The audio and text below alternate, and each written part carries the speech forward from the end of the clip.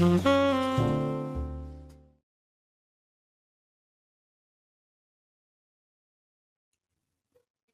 pasal yang ketiga ayat 1-18.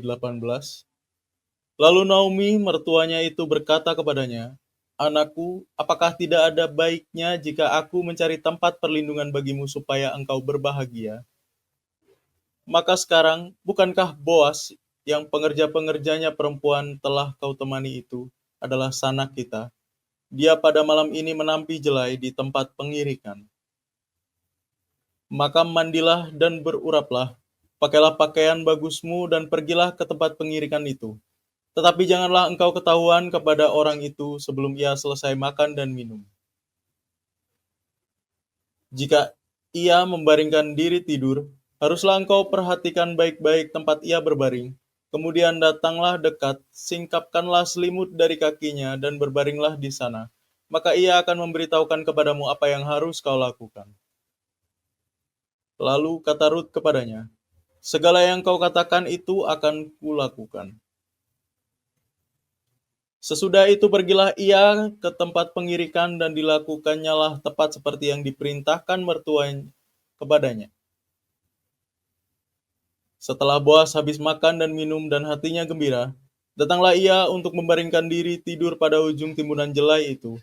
Kemudian datanglah perempuan itu dekat dengan diam-diam, disingkapkannya selimut dari kaki Boas dan berbaringlah ia di situ. Pada waktu tengah malam, dengan terkejut terjagalah orang itu lalu meraba-raba ke sekelilingnya, dan ternyata ada seorang perempuan berbaring di sebelah kakinya. Bertanyalah ia, "Siapakah engkau ini?" Jawabnya, "Aku Rut, hambamu. Kembangkanlah kiranya sayapmu melindungi hambamu ini, sebab engkaulah seorang kaum yang wajib menebus kami." Lalu katanya, "Diberkatilah kiranya engkau oleh Tuhan, ya anakku. Sekarang engkau menunjukkan kasih-Mu lebih nyata lagi daripada yang pertama kali itu, karena engkau tidak mengejar-ngejar orang-orang muda, baik yang miskin maupun yang kaya."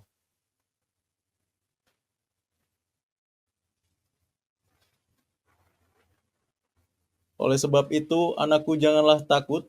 Segala yang kau katakan itu akan kulakukan kepadamu.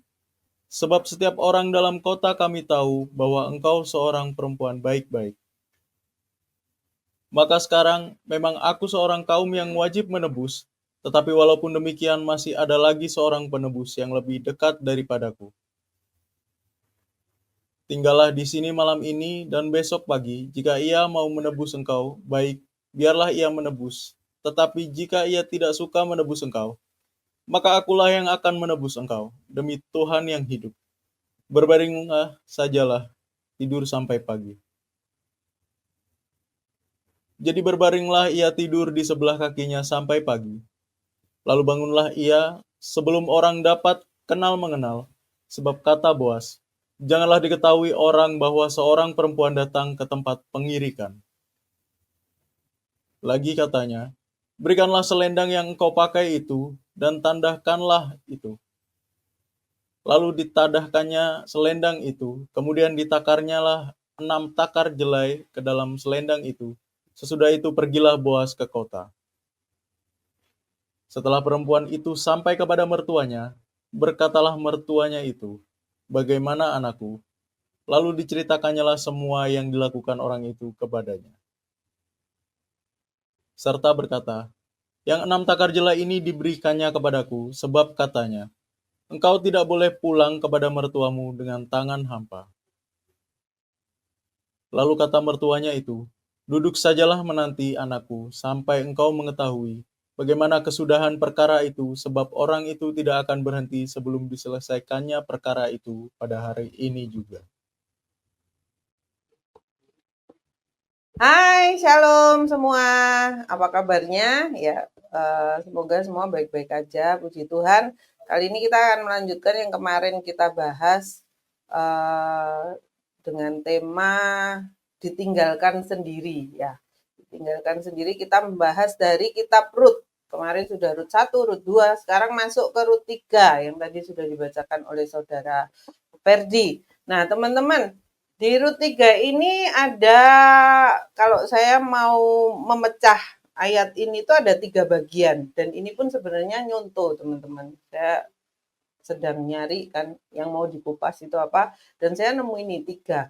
Yang pertama itu adalah bagaimana bagian Naomi yang bersuara, ya kan, itu ada di ayat 1 sampai 5. Terus kemudian nanti ada ayat 6 sampai ke 13 itu Boas, ya, banyak berbicara tentang Boas, dan ayat ke-14 sampai terakhir 18 itu berbicara tentang Rut. Nah, yang pertama dulu yang mau saya bahas dan tidak perlu dibaca satu persatu ya, karena tadi sudah dibacakan oleh Ferdi. Untuk ayat pertama sampai kelima, kita lihat bahwa di sini itu Rut itu banyak memberi saran kepada, Naomi itu banyak memberi saran kepada Rut mengenai masa depan dari menantunya ini, gitu, menantu yang mengasihi dia. Kalau sebelumnya dia memberikan saran, sudahlah kamu pulang aja ke kaum keluargamu, ya kan, kepada Allah-Allahmu, ya kan. Nah, di poin ini Naomi mengambil posisi sebagai bukan sekedar sebagai mertua. Kita pernah dengar ya, saking baiknya hubungan mertua dengan menantu itu sampai mertua ini memikirkan lebih sayang, bahasanya lebih sayang kepada menantunya daripada anaknya sendiri. Pernah ya ada di posisi itu atau pernah mendengarkan itu gitu. Karena apa? Enggak kok, maksudnya kalau kita ngomong masalah menantu dengan mertua itu wah pasti mesti selek nih, mesti enggak baik hubungannya. Susah lah menantu itu bisa baik sama mertua. Tetapi banyak juga cerita, banyak juga peristiwa, dan itu pun saya alami sendiri bahwa enggak kok gitu loh. Hubungan saya dengan mertua sangat baik gitu loh, sangat eh, satu dengan yang lainnya bisa saling, maksudnya saling melengkapi. Benar-benar sampai di titik bahwa ada sebuah pernyataan, ini tuh bukan menantuku, tapi ini anakku gitu. Begitu juga loh, ini bukan mertuaku, tapi ini memang pure seperti papa mama kandung buat saya gitu loh. Karena apa? Mereka yang maksudnya kayak benar-benar menjaga keberadaan saya ini loh. Suara saya, terus anak-anak saya benar-benar mereka yang mengambil itu semua, mengambil alih, membantu gitu loh dalam perkembangan seluruhnya gitu loh, seluruh dalam rumah tangga ini gitu loh.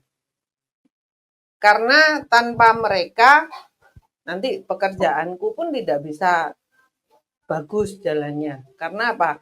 Nah, anak-anak mereka yang ngurusin gitu loh. Jadi ada suatu timbal balik di mana satu dengan dua belah pihak ini benar-benar saling.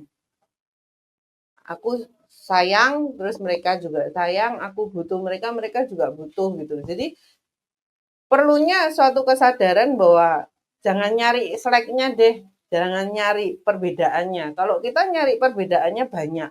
Kalau kita nyari perbedaan, terus cara mengasuh, terus cara hidup, itu tuh banyak sekali yang kita bisa buat itu sebagai sebuah masalah. Kalau kita mau buat itu masalah gitu. Tapi enggak, kita enggak nyari itunya. Kita lihat bagaimana peran Naomi ini untuk sampai Ruth itu happy gitu ya. Nah, si Naomi ini mengambil peran saat itu bahwa dia memikirkan mengenai masa depan Ruth. Di ayat pertama si Naomi ini berkata, "Anakku, apakah tidak ada baiknya jika aku mencari tempat perlindungan bagimu supaya engkau berbahagia?" Jadi Naomi ini tetap memikirkan bahwa Ruth itu butuh seorang pendamping. Karena apa? Masa depannya masih panjang. Dia sudah single, anak pun tidak ada, masa depanmu masih panjang. Apa enggak ada baiknya itu kamu nyari tempat berlindung. Bahasanya itu enggak baiknya kamu nyari suami, nyari pendamping hidup gitu. Nah, maka sekarang, si Naomi ngomong, maka sekarang ada, bukankah si Boas ini sangat memikirkan, sangat menjaga, sangat peduli yang sudah kita bahas di pasal sebelumnya, bagaimana si Boas ini benar-benar menjaga perhatian, ya kan, dengan yang namanya Ruth. Di pasal 2 kalau kita ngomong, wah Boas ini jatuh cinta nih sama Ruth, wah Boas ini pengen itu nih sama Ruth. Kita singkirkan perasaan itu dulu, karena di pasal kedua kita tahu Boas pun menyebut Ruth itu dengan kata anak. Jadi sampai titik pasal 2 yang bisa saya simpulkan, Boas itu masih menganggap, bahkan kalau bisa dikatakan sampai dia nanti merit ya, tapi sebelum merit itu dia tetap ngomong bahwa anakku. Jadi punya hubungan seperti kedekatan sebagai orang tua dengan anak, kasih, dikatakan kasih yang benar-benar melihat Ruth ini anak yang baik gitu. Nah, di sini Naomi mengatakan bahwa bukankah Boas yang pengerja-pengerjanya perempuan telah kau temani itu adalah sanak kita. Karena apa? Masa itu, di zaman itu kan tidak boleh mengawinkan beda. Jadi harus sesama Israel, ya kan. Kalau kita ambil lagi Elimelek aja, dia lompat ke Moab untuk menyelamatkan diri, terus anak-anaknya menikah dengan orang-orang di luar Israel, dia menikah dengan anak-anak orang Moab, akhirnya dihukum. Nah, jadi di saat seperti itu, karena itu sudah sanak saudara kita, apa enggak lebih baik ya sudah sama Boas saja, intinya gitu loh. Karena apa? Loh, tapi kan nanti ada pertanyaan, loh, tapi kan tetap Ruth itu bukan orang Israel, bukan dari keturunan bangsa Israel. Dia kan orang Moab. Nah, itu dengarkan sesi sebelumnya. Yang saya ngomong bahwa sebenarnya dari Ruth sendiri itu sudah menyatakan diri bahwa dia itu mau ikut Tuhannya, mertuanya. Allahmu adalah Allahku, dia katakan. Bangsamu adalah bangsaku. Kemana kamu pergi, aku pun mau ke sana. Kamu tidak ada di sana pun, aku mau mati bersama-sama kamu di sana. Bahasa ekstrimnya kan seperti itu. Nah, lewat perkataan seperti itu, sebenarnya sudah cukup menyatakan diri bahwa Ruth itu merupakan bagian dari bangsa Israel. Nah, itu kenapa mertuanya ini menyarankan bahwa sudah, apa enggak lebih baik kamu itu bersama Boas gitu. Terus kemudian dia menyarankan kamu mandi. Malam ini dia akan menampi jelai di tempat pengirikan. Kamu mandi, berurap, pakai baju yang bagus ya. Jangan ketahuan orang itu sebelum ia selesai makan dan minum. Jika ia membaringkan diri tidur, haruslah engkau memperhatikan baik-baik tempat ia berbaring. Nah, singkat cerita, Ruth ngomong di ayat kelima, segala yang engkau katakan itu akan kulakukan. Mudah enggak sih bagi seorang Ruth yang masih muda, terus disarankan oleh mertua di masa dia itu kalau bisa dibilang masa dia berusaha untuk, sudahlah suamiku itu sudah enggak ada, aku saat ini hidup, aku kerja full untuk mengalihkan perhatian, mengalihkan hatinya yang sedang galau, ya itu pengertian yang saya dapat. Terus masuklah si mertua ini menyarankan hal seperti itu. Bukan perkara yang mudah loh teman-teman. Tapi kenapa Ruth itu dengan gampang dan mudahnya dia ngomong, segala yang engkau katakan itu akan kulakukan. Naomi ngasih tahu caranya kan. Karena pada zaman itu saya sendiri pun bertanya-tanya, kenapa harus Naomi itu memberi saran kepada Ruth itu wah harus masuk mendekat pada Boas lah, harus ada di bawah kaki, selimutnya dibuka dia ada di kakinya Boas segala macam. Kok kesannya jelek ya? Kok kesannya cewek nakal ya gitu loh. Enggak, teman-teman. Kalau teman-teman mau baca mengenai sejarah, mengenai kebudayaan mereka, itulah Naomi itu memberitahu cara bangsanya supaya dia itu bisa ditebus. Nah, itu kenapa Ruth percaya dengan Naomi, saking percayanya dia dengan Naomi, saking nurutnya, saking dia tahu Kalau Naomi itu eh, mertua yang baik, nggak mungkin maksudnya mereka-rekakan yang jahat terhadap dia.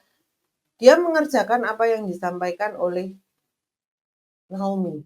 Nah, teman-teman, hubungan seperti apa sih yang digambarkan dari kedua orang ini gitu, Naomi dengan Ruth? Bukan sekedar hubungan mertua menantu, mama dengan anaknya. Tapi kalau kita mau menarik itu ke dalam hal rohani, kita tahu yang namanya Bapak Gembala, Ibu Gembala, ya kan? Kita tarik lagi yang namanya payung rohani. Nah, seberapa percaya sih kita ketika kita itu datang konseling, datang ngobrol, datang cerita, kita mengenal berapa lama pembina rohani kita, bahasanya gitu. Nah, ketika pembina rohani kita mendapat sebuah pernyataan, apa yang harus kita kerjakan ke depan. Nah, kita percaya enggak? Sederhana, bahasa sederhana yang saya katakan, ketika kamu itu enggak klop dengan Bapak Gembalamu, Ibu Gembalamu, janganlah ada di sana terus. Daripada kamu ngomong jelek tentang mereka. Keluar toh, cari komunitas yang lain. Daripada kamu di dalam tapi enggak mendengarkan suara dari gembalamu. Bukankah domba itu mengenal suara gembalanya? Nah, kamu kenal enggak suara gembalamu? Ketika gembalamu menyuruh kamu pergi ke kota A, kamu akan menerima berkat di sana, kamu akan dibukakan banyak hal. Kamu berangkat enggak? Atau kamu berhitung? Sedangkan perkataan gembala itu tidak mungkin perkataan yang sembarangan, teman-teman. Bolak-balik yang saya sharingkan ke teman-teman bahwa percayalah, ketika kamu memiliki pembina rohani, gembala, bahasanya payung rohani, seseorang yang ada di depan kita, dia sudah melalui apa yang kita lalui dan dia pun akan melihat itu mungkin kalau kita melihat 10 langkah ke depan, dia bisa melihat 100 langkah ke depan, 50 langkah ke depan, apa yang akan terjadi. Karena apa? Mereka membawa kita dalam doanya. Kita sedang tidak beres aja pun bisa ditelepon loh teman-teman. Itu kejadian dengan saya. Dan mungkin kejadian dengan teman-teman yang mendengarkan pada kesempatan kali ini. Tidak ada apa-apa, tidak ada angin, tidak ada hujan, tiba-tiba ditelepon nih sama bapak atau ibu gembala kita. Kamu kenapa? Kok aku diarahkan untuk telepon kamu ya? Kamu kenapa ya? Pernah enggak ngalami itu? Pasti pernah. Nah, saya sering ada di posisi seperti itu. Karena apa? Karena ada keterkaitan ini loh. Di dalamnya kita ini loh. Karena apa?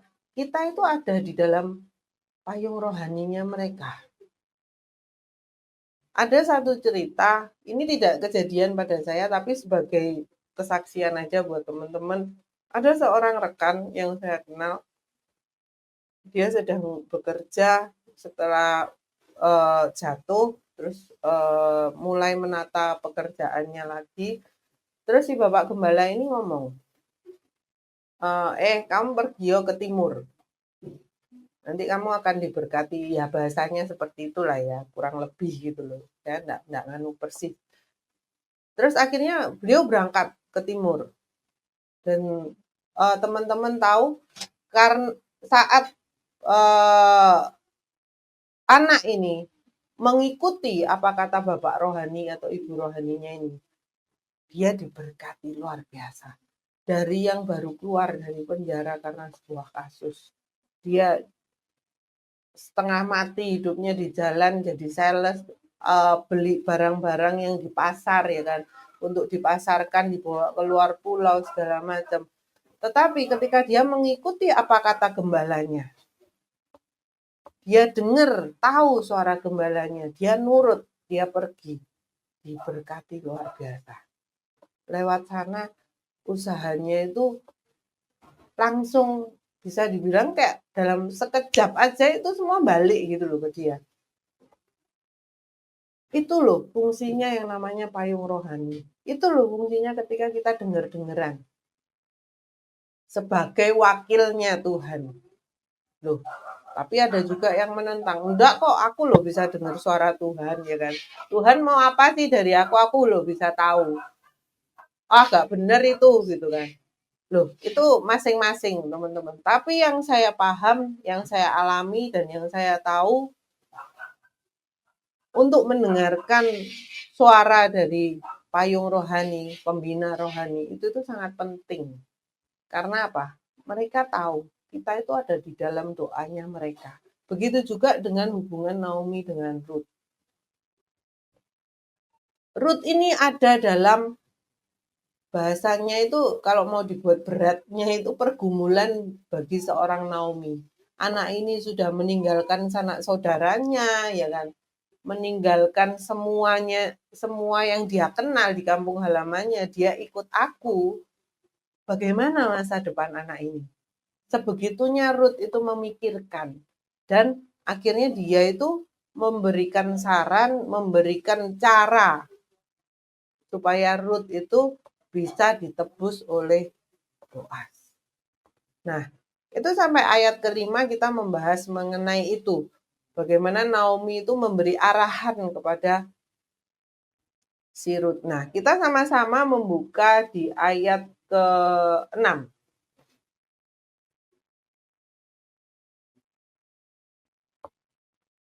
Sesudah itu pergilah ia, Ruth, ke tempat pengirikan dan dilakukannya lah tepat seperti yang diperintahkan mertuanya kepadanya. 7. Setelah Boas habis makan dan minum dan hatinya gembira, datanglah ia untuk membaringkan diri tidur pada ujung timbunan jelai itu. Kemudian datanglah perempuan itu dekat dengan diam-diam, disingkapkannya lah selimut dari kaki Boas dan berbaringlah ia di situ. Lanjut. Pada waktu tengah malam, dengan terkejut terjagalah orang itu lalu meraba-raba ke sekelilingnya dan ternyata ada seorang perempuan berbaring di sebelah kakinya. Nah, ayat ke-9. Bertanyalah ia, siapakah engkau ini? Jawabnya, aku Ruth hambamu. Kembangkanlah kiranya sayapmu melindungi hambamu ini, sebab engkaulah seorang kaum yang wajib menebus kami. Nah, di ayat ke-9 ini kalau kita mau melihat ketika ditanyakan oleh Boas, siapa engkau ini? Jawabnya, aku Ruth, hambamu. Jadi di sini Ruth ini memang memposisikan diri itu sebagai pekerja-pekerjanya Boas. Dia tidak, setelah dia tahu, Naomi kan ngasih tahu dia nih, kalau dia itu adalah salah satu saudara yang bisa menebus, sanak saudara yang bisa menebus hidup kita. Gitu. Setelah dia tahu itu, dia tidak merasa tinggi, tidak mempengaruhi hatinya, ya kan? Ya dia dengan polos dan dengan apa adanya dia ngomong, aku Ruth, hambamu. Kalau bahasa hamba di sini kan ya memang dia menyetarakan dirinya itu dengan pekerja yang lain. Terus apa yang dia katakan? Mosok seorang hamba itu berani ngomong ini sih gitu kan. Tetapi saking dia nurutnya, saking dia percayanya dengan Naomi.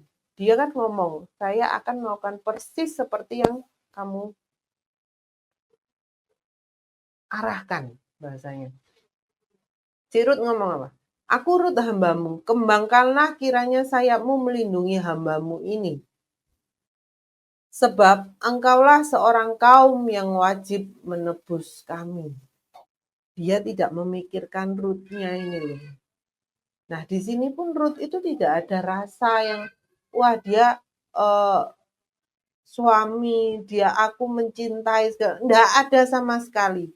Yang dia utarakan memang aku ini pegawaimu, kacungmu, ya, hambamu. Lalu dia lanjutkan, sebab engkaulah kaum yang wajib menebus kami. Dia ingat bahwa ini adalah disuruhnya oleh Naomi untuk menebus kami. Dia nggak ngomong dirinya sendiri, tapi untuk menebus dirinya dan Naomi. Nah, bagaimana digambarkan Ruth ini luar biasanya seorang Ruth bahwa dia ini benar-benar anak yang baik. Anak yang benar-benar mengasihi mertuanya. Nah, kita akan lihat yang saya katakan bagaimana Ruth ini mengasihi, kita lihat ayat ke-10. Ayo Verdi buka ayat 10. Lalu katanya, diberkatilah kiranya engkau oleh Tuhan ya anakku. Sekarang engkau menunjukkan kasih-Mu lebih nyata lagi daripada yang pertama kali itu. Karena engkau tidak mengejar-ngejar orang-orang muda, baik yang miskin maupun yang kaya. Jadi kita tahu bahwa Ruth itu memang muda. Kan dikatakan oleh Boas, kamu nggak ngejar orang-orang muda. Sebenarnya di umurmu segini, lagi cantik-cantiknya, lagi seger-segernya, bisa buat kamu itu untuk dapat suami itu yang muda, yang kaya. Tapi dia tidak mengerjakan itu. Sampai si Boas pun mengatakan pada dia, kenapa saya katakan sampai akhir pun si Boas itu tetap menyebut si Ruth ini sebelum menikah itu, ya anakku. Dia terus ngomong, ya anakku, diberkatilah engkau oleh Tuhan ya anakku. Sekarang kau menunjukkan kasihmu lebih nyata lagi. Maksudnya di sini apa? Nyata sekali kasihnya Ruth itu terhadap Naomi. Dari yang pertama kali itu. Menurut orang ketika dia meninggalkan Moab, ikut Naomi, itu sudah jos gitu kan. Sudah, wah kasihnya itu luar biasa. Dia itu setia sama Naomi. Memikirkan Naomi. Nah, ketika nyampe di sini, poin ini, ketika dia disuruh oleh Naomi untuk datang ke Boas dengan cara yang seperti itu, yang mungkin tidak umum untuk bangsa Moab, untuk modelan si Ruth ini gitu loh, kebudayaan keluarganya Ruth. Tetapi dia mengerjakan itu tepat seperti yang dikatakan mertuanya. Nah, ini Boas ngomong, kasihmu, engkau menunjukkan kasihmu lebih nyata lagi daripada yang pertama. Jadi bisa dikatakan bahwa Ruth ini benar-benar loh, enggak main-main mengasihi Naomi. Ayat 11.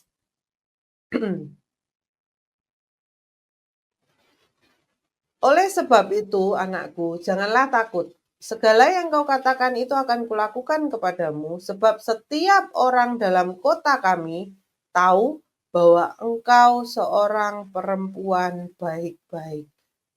Tahu teman-teman. Kenapa yang saya katakan ketika si Boas ini meminta para pekerja-pekerjanya memperlakukan khusus Ruth ini gitu. Tidak ada satupun itu yang menentang. Tidak ada satupun yang bersuara, tidak setuju atau kasak kusuk di belakangnya Boas. Tidak. Karena apa? Di sini dikatakan di ayat 11 ini bahwa sebab setiap orang dalam kota kami itu tahu kamu itu perempuan baik-baik.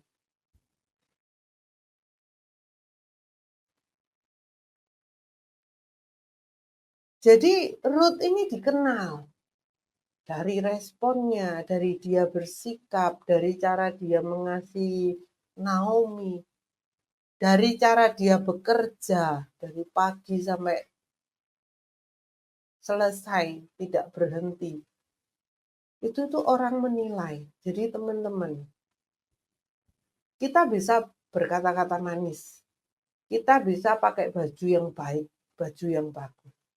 Tetapi yang namanya apa yang ada di dalam hati kita, itu tuh tidak bisa dibuat-buat, teman-teman.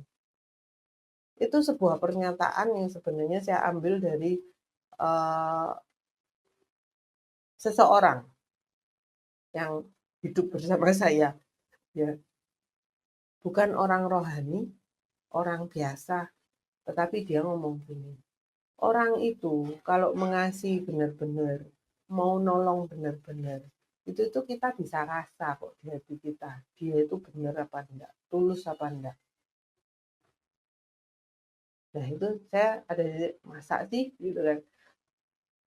Tapi di situ dia menyatakan gitu, orang yang tidak rohani, orang yang bukan pendeta, bukan hamba Tuhan, dia jemaat biasa yang mendengarkan firman, ya kan, berdoa, ya orang biasa aja. Tetapi ketika dia menyatakan itu tuh benar, teman-teman. Orang itu bisa tahu kita itu benar apa enggak. Apa yang kita ngobrolkan itu benar apa enggak.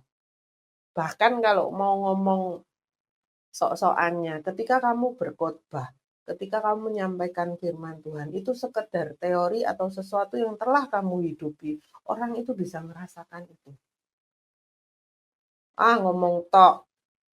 Dia ngomong bagus-bagus di sana. Lah keluargane piye? Ya kan? Hubungan suami istrinya ya apa? Anaknya piye? Kan orang selalu seperti itu.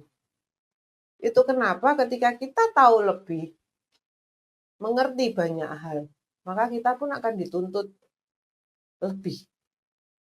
Nah, terus kita mau pakai jurus, aku nggak mau tahu apa-apa, gitu. Nggak bisa gitu, teman-teman. Nanti kita kena firman yang katakan, sudah seharusnya kamu ngajar, tapi kamu masih minumnya susu.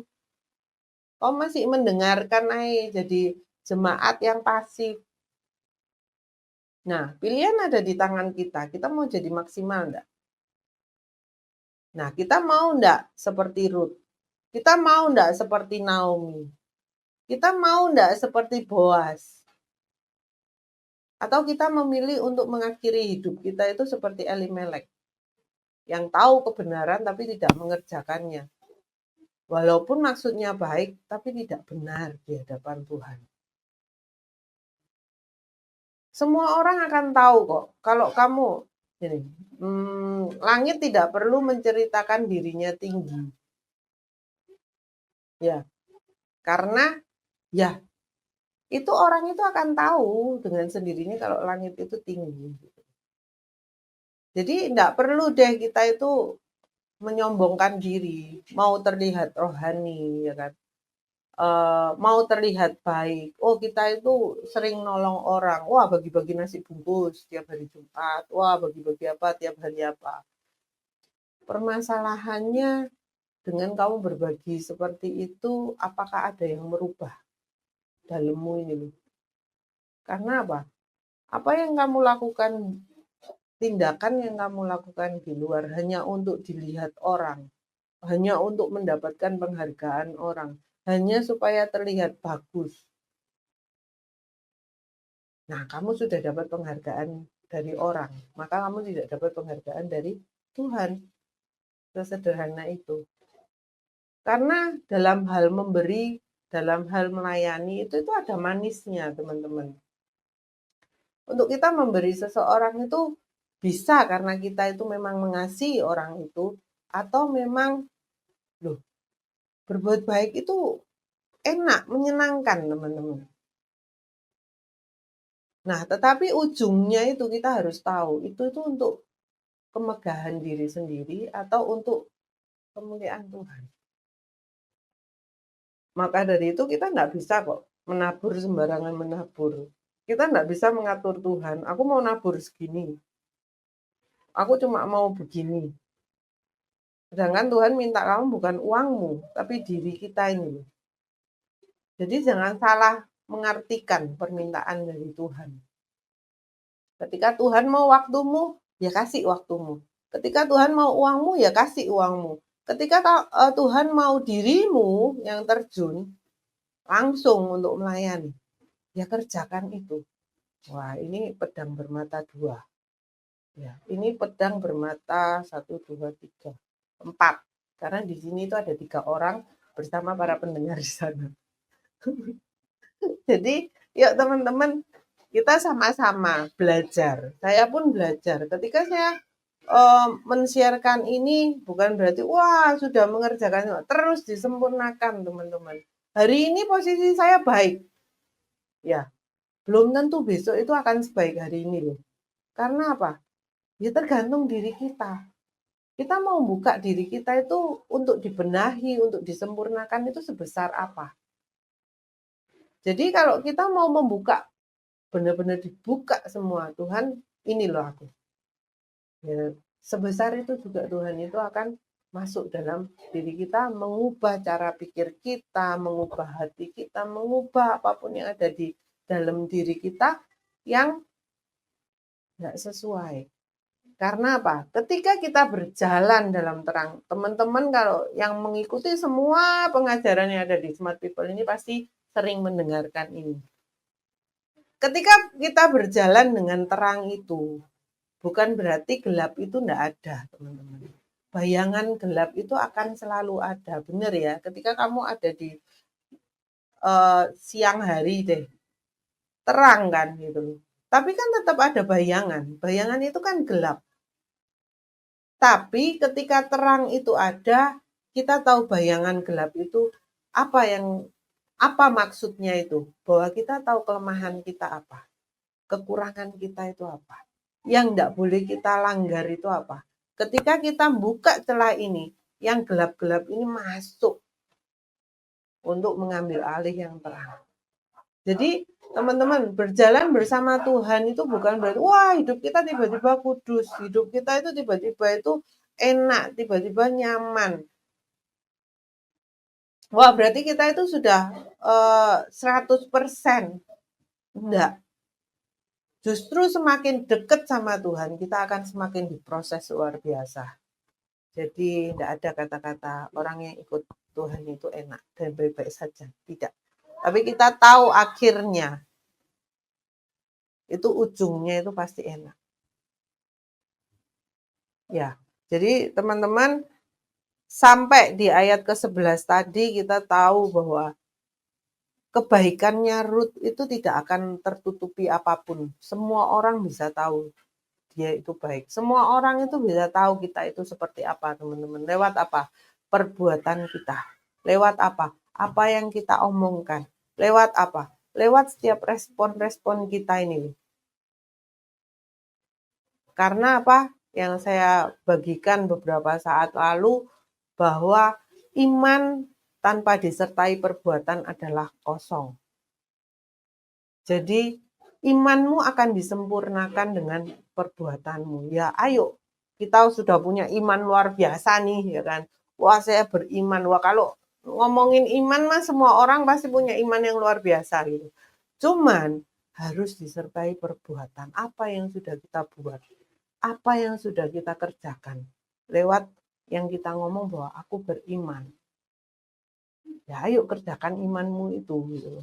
Bukan sekedar ngobrol tok, bukan sekedar percaya, duduk, diem tok. Ayo teman-teman, kita masuk ya ke ayat 12.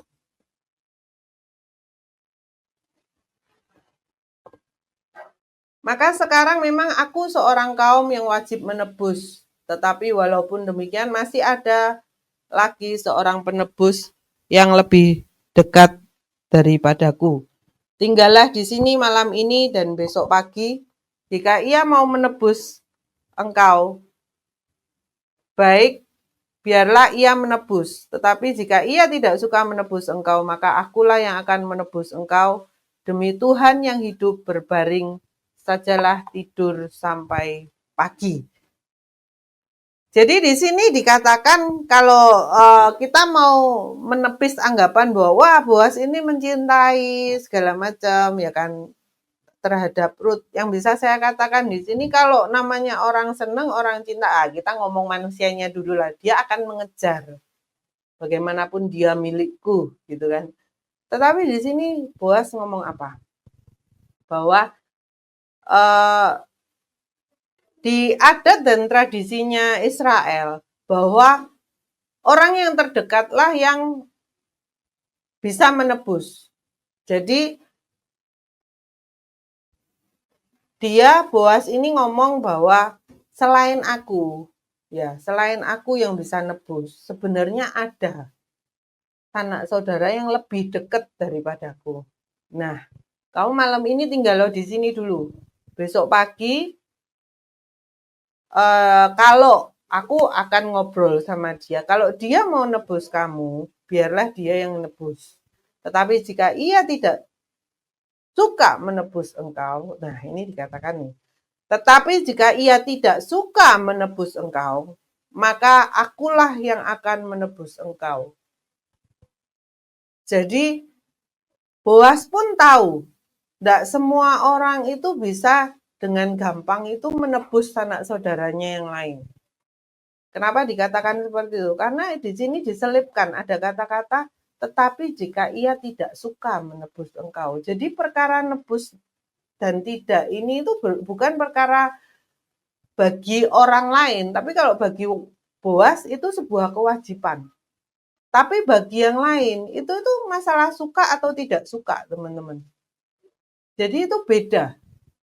Dan Boas itu menyadari itu. Dan dia pun memberi jaminan kepada Ruth bahwa kalau dia nggak mau nebus ya aku aja.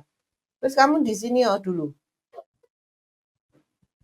Nah, besok tak aturnya gitu kan. Nah, terus kita masuk ke ayat 14 sampai terakhir. Ini adalah poin di mana si Ruth dia ngikuti semua apa yang dikatakan Naomi, dia pun ngikuti apa yang dikatakan Boas, ya kan.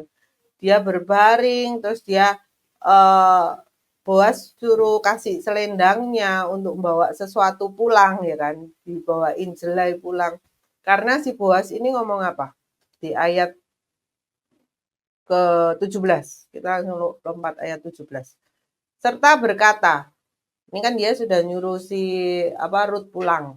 Serta berkata, yang 6 takar jelai ini diberikannya kepadaku sebab katanya engkau tidak boleh pulang kepada mertuamu dengan tangan hampa. Jadi Ruth ini cerita apa saja yang terjadi pada dirinya sama Boas ketika apa yang disarankan oleh Naomi itu dikerjakan semua oleh Ruth. Nah, di situ dikatakan bahwa mertuamu, kamu pulang itu enggak boleh dengan tangan kosong. Pulang ke rumah mertuamu enggak boleh dengan tangan kosong. Kenapa dikatakan seperti ini, teman-teman? Ketika dia membawakan ini kepada Ruth, Boas membawakan jelai, ya kan, 6 takar jelai untuk dikasihkan ke Naomi. Itu sebagai ini pengertian dan keliaran cara saya berpikir ya ketika membahas ini. Ini tuh sebagai sebuah pernyataan dari Boas kepada Naomi. Wis duduk tenang, tak aturnya. Jadi di situ ditegaskan dengan ayat ke-18. Kita buka di ayat ke-18 sebagai ayat penutup. Lalu kata mertuanya itu, duduk sajalah menanti, anakku, sampai engkau mengetahui bagaimana kesudahan perkara itu, sebab orang itu tidak akan berhenti sebelum diselesaikannya perkara itu pada hari ini juga. Jadi lewat apa yang dikerjakan Boas terhadap Ruth, apa yang dibawakan ke Ruth, itu sebagai sebuah jaminan bagi Naomi bahwa Boas akan menyelesaikannya. Nah, berapa banyak dari kita ketika kita itu sudah datang minta pertolongan, seorang sudah mengatakan iya, seorang sudah mengatakan oke, tapi kita itu tidak percaya, teman-teman. Karena apa? Ya karena kita cuma sekedar yang katakan yang diomongin cuma kita cuma berbicara iman, kita tidak mengerjakan itu. Sedangkan imannya di sini, imannya Ruth, imannya Naomi itu bekerja. Nah, di sini saya mau menyimpulkan, teman-teman. Ketika tadi kemarin kita membahas tentang Elimelek, Naomi, terus sekarang kita membahas Boas dan Ruth. Tapi di pasal 3 ini, entah kenapa ketika tadi saya membaca lagi sebelum ini mulai, terus saya mendapatkan sebuah kata-kata, sebuah pernyataan bahwa inilah masa di mana kebangkitan seorang Naomi. Dia melewati proses hidup di mana dia itu gagal, terus dia itu kehilangan, ya kan, dia ditinggalkan seorang diri, dia memikirkan menantunya. Sepertinya semua itu berjalan dengan natural. Ya memang natural, berjalan dengan alami saja itu semua kejadian. Tetapi apa yang ada di dalam diri Naomi ini bukan sesuatu yang biasa, bukan sesuatu yang natural, tetapi ada sesuatu yang supranatural yang terjadi di dalam diri Naomi.